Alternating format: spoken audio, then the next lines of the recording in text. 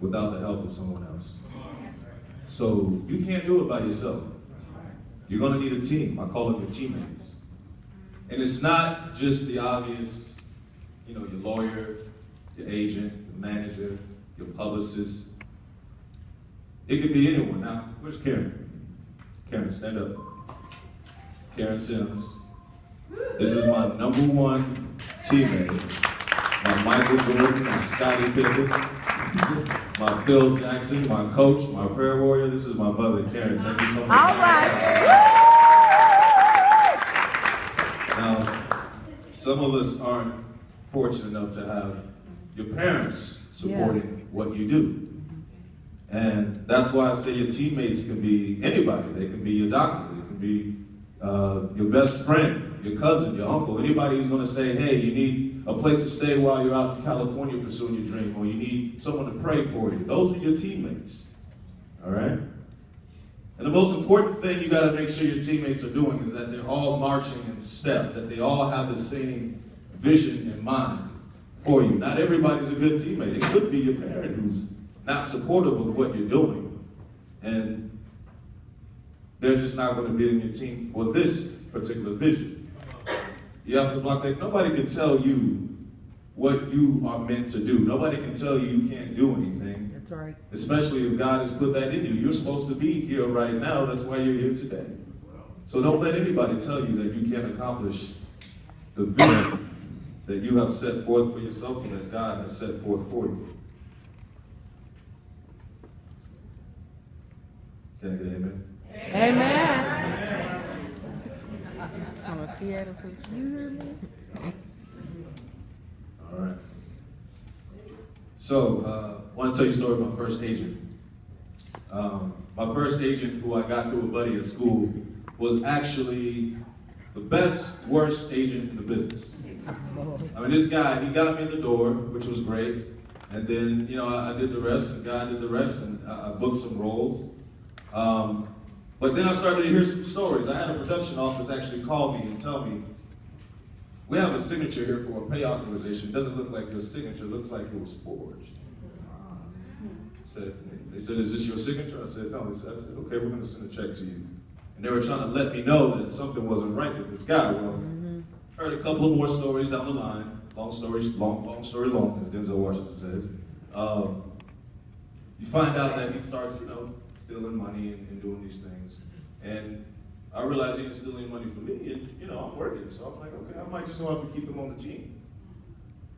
But then I meet a manager that I felt that could take me to the next level. So I sat with this manager, and she made some phone calls and did some things that I felt that the agent had never done. And I said, great, I want to have this person on my team. So I go back to my agent and I said, hey, I just met this manager and I couldn't even get the sentence. I was like, I don't like managers, they get in the way. Yeah. I said, okay. So I'll go back to the manager and I say, he said he doesn't want to meet you. Then you'll just get in the way. And she said, that's ridiculous. I've never heard anything like that. Just tell him it's a meeting. You don't have to sign a contract, we'll just meet. And we'll just take it from there. If it doesn't work out, it doesn't work out. I said, okay. So I'll go back to him one more time and he says, no, I don't want to meet managers, they get in the way. So I'll go back to her, she says, looks like you have to make a choice. So I was forced to make that choice and got rid of him. I've been with this manager for 10 years. Okay. Can't imagine doing the business without her. And that guy just found out not too long ago, this is a true story, just got caught stealing. And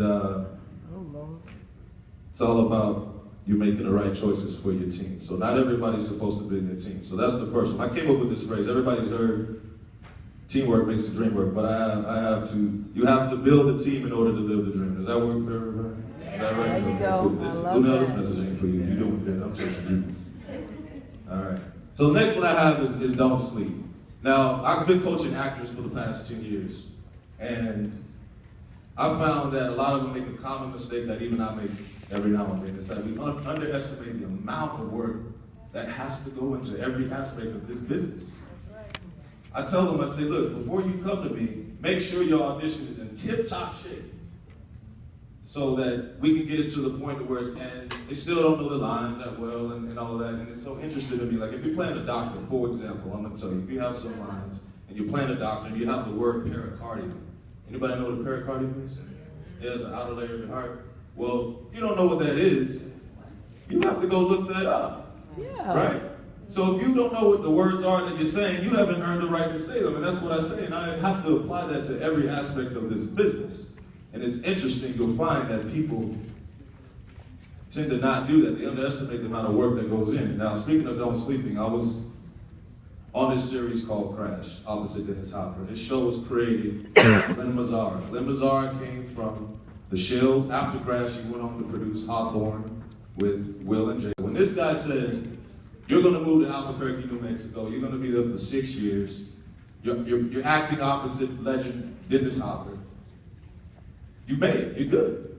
And I said, okay, well shoot, I made it. Call my mom, I made it. That's it. I'm moving to Albuquerque. And what ended up happening is the show gets canceled. And I come back home, and I had the worst years of my career. Up until that point, I built up so much momentum. I had some co-stars turned into guest stars turned into guest star leads. And I booked a pilot with Juliana Margulies, and then I booked this full series on Stars. But yet, here I am, having the worst years of my career. I call it my rock bottom. I had to go back home. This was 3 years ago. It was a tough place for me. But what happened was, I was on the show. Nobody really watched the show. I literally would walk in the room and casting directors say, oh yeah, Crash, they made a series out of that. How's that going? And as Alba passed away, the show's not on. That's free time. Half the time I couldn't even get in the room.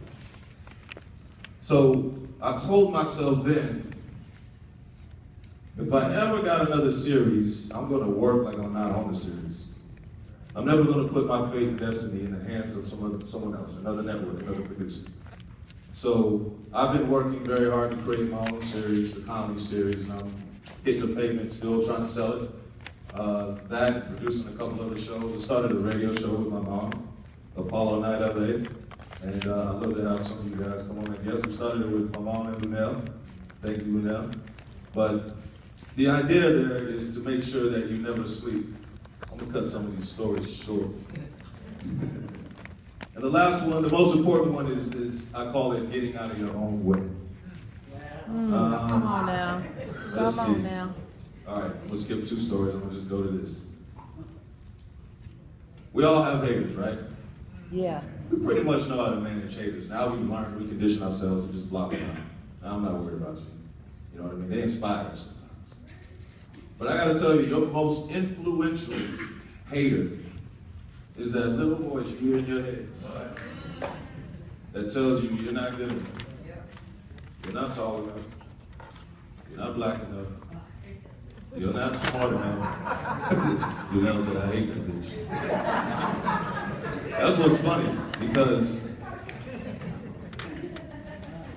you know, depending on how you treat that voice, it's going to affect how you traverse through your life and in that career. So if you cut that voice off, obviously you're going to be doing fine. But if you start, it's like watering a plant. If you cultivate that voice, it's just going to grow, grow, grow. Before you know it, that voice is your best friend. Before you know it, that voice wants to move in, become your roommate. And after a while, just like any bad roommate, you got to go to them and tell them, look, it's time for you to leave, right? So that's basically that. I'm gonna cut all this short. I got a little starstruck looking at everybody here. But by all means, I'm here to meet you as well. If anybody has any questions, please feel free to come up to me or any one of the amazing legends here. Michael Carter. Thank you so much. Thank you.